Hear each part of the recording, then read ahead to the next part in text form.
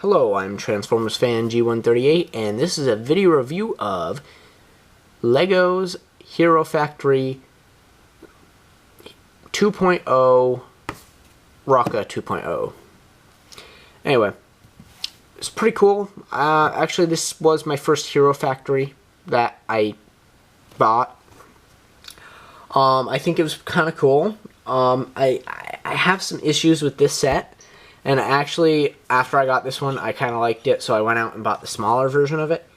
Rocka 2.0, the regular size versus the XL. I'll compare these guys a little bit more thoroughly later. But I actually decided I like the smaller one better for several reasons. I just have some issues with this set. And I might as well just go into those now. A positive I really do like is I like these spikes all around the back thing. It kind of looks like whoosh. It's pretty cool looking. Some of them are on ball and socket joints here that can be adjusted. Some of them are on a hinge here, hinge-based system on the armor. He's got this armor here with this spike, and these I don't remember what color sphere came with this guy. I don't know where the sphere is, but this one, any of the spheres work, and yeah, I have back in Stormer. So it's not bad. I like these too. They're kind of like heel spikes, just decoration. One thing I don't get though is something is obviously lost during translation of designing these guys. I mean, it's easy enough to flip the hands around if you really wanted to, but why is his main claw weapon on this arm when it's on the opposite arm in the smaller mode? That's my question. Yeah.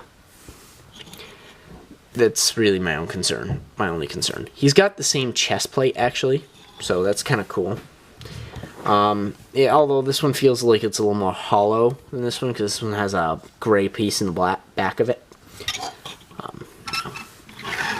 I like his claw here. It has this extra piece on it. But I really do like the design of this claw. I think it's really cool looking.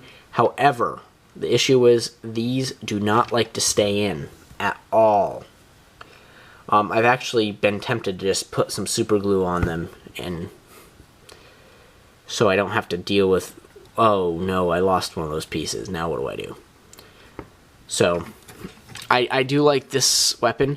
However, it's utterly annoying to use because the shoulder armor is actually tied into the arm movement. And see what I mean? One of those fell off.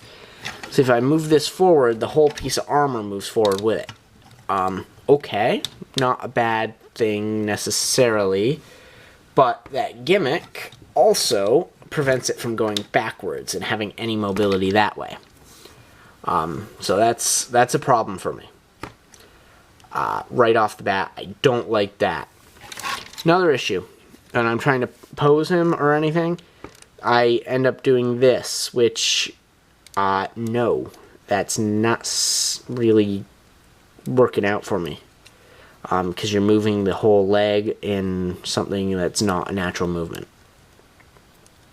Also, you can't actually adjust the feet side to side, because if you do, you're actually adjusting the whole leg. You can, however, move it up and down, so that's nice, but there's no side to side movement without adjusting the entire thing. You can adjust the toe, but not the actual overall foot. So that's a huge disappointment for me in that aspect as well. He does actually end up with two of these logos, or two of the transit things, and I think that looks really good for symmetrical purposes. And I really do like the gold coloring. This is another issue I have. This thing, it's put on a ball and socket joint you add, and it's free spinning. So it's does not stay put long. Any kind of friction or force that lets up on that, it rotates all over the place and flops around, and it has movement in itself. I think this one is just not thoroughly. It's not really thought. It's not thought thoroughly through, like the larger Bionicle were. It's just, I feel like they try to go too basic on some of these. You know, where simplicity really worked for this one. It really did. And that's why I think I like this one a little bit more, is he has way more posability, but he lacks a lot of the cool little, like, decorations that guy does, but I like this guy better because he is basic.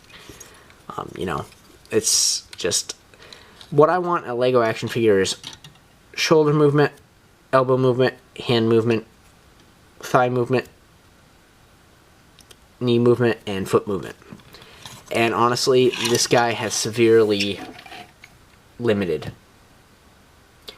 However, on Stormer, they pretty much fix that. They don't have very many of those stupid gimmicks. He can go all over like this and like this, so just a little comparison between the two. They're about the same height, but there's none of those double legs in the bottom. It's not needed because these guys are so basic, they're so light, that the extra leg reinforcements are not necessary on these guys, and I think they finally realized that because there is no extra leg reinforcements on this guy. This one, it's double jointed, double jointed, double jointed, you know, jointed. This one is just to make the arms longer. But realistically, if you look at the Bionicle ones, they actually had to use the hefty friction shafts because they are so bulky, massive, and just thoroughly really awesome. And you could put them in some crazy poses without having fall over. And I like Stormer XL because he's got the posability, but I like this guy because he looks really cool. He's gold. But I have to say, out of this one and this one, I think the cheaper one wins out. I don't think he's a bad figure, don't get me wrong. I purchased him, so obviously I think he's good at something. But, yeah.